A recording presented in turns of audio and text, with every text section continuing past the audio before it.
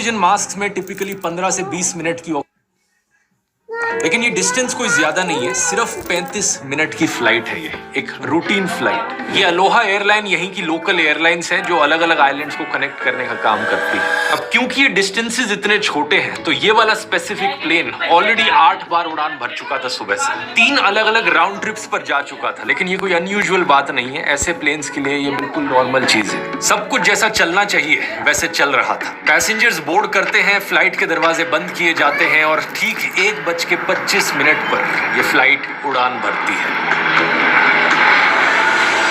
बस एक अनयूजुअल चीज होती है यहाँ पर। जब एक पैसेंजर बोर्ड कर रही थी प्लेन में तो दरवाजे के अंदर घुसने से पहले उसने साइड में देखा कि जो प्लेन की बॉडी थी, अलग अलग शीट्स होती हैं जो रिवेट से अटैच्ड होती है, तो एक शीट में थोड़ा सा क्रैक दिखाई दे रहा था। लेकिन उसने ये चीज किसी को बताई नहीं, ये सोचकर कि क्या फर्क पड़ता है, इतनी रेप्यूटेबल एयरलाइन है, ये प्लेन रेगुलरली उड़ता रहता है, इसके रेगुलर इंस्पेक्शंस होते हैं, अगर कोई दिक्कत होती तो ये लोग नोटिस कर लेते, पक्का ये छोटी मोटी कोई गलती होगी। लेकिन ये एक गलती कितनी भारी पड़ने वाली थी कोई सोच भी नहीं सकता था। प्लेन के उड़ान भरने के सिर्फ 10-15 मिनट बाद ही एयर होस्टेसेस ट्रॉली लेकर आती हैं और पैसेंजर्स को ड्रिंक सर्व करती हैं। सीट बेल्ट साइन अभी तक हटा नहीं था क्योंकि आमतौर पर ये तभी हटता है जब प्लेन क्रूजिंग ऑल्टीट्यूड पर पहुंच जाता है और इस प्लेन के लिए क्रूजिंग ऑल्टीट्यूड 24,000 फीट था। फ्लाइट में 3 एयर होस्टेसेस हैं जो पैसेंजर्स को ड्रिंक सर्व।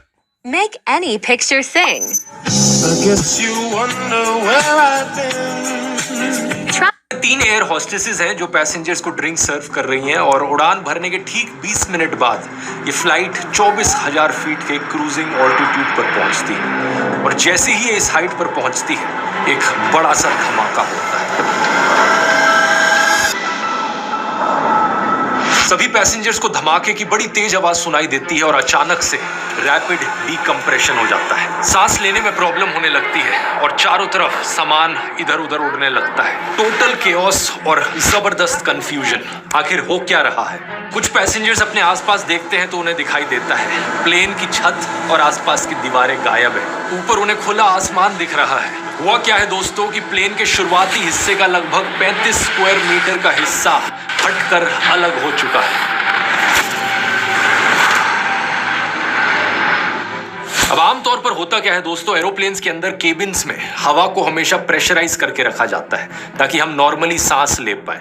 नहीं तो 24,000 फीट की हाइट पर जो एटमॉस्फेरिक प्रेशर होता है वो बहुत कम हो जाता है, हवा पतली हो जाती है और हम नॉर्मली सांस नहीं ले सकते उतनी हाइट पर। इसलिए एरोप्लेन्स का अपना एक प्रेशराइजेशन सिस्टम होता है जो हवा को पंप करके रेगुलेट करके रखता है। अगर किसी कारण से ये सिस्टम खराब हो जाए और एरोप्लेन उतने ही ऑल्टीट्यूड पर उड़ रहा हो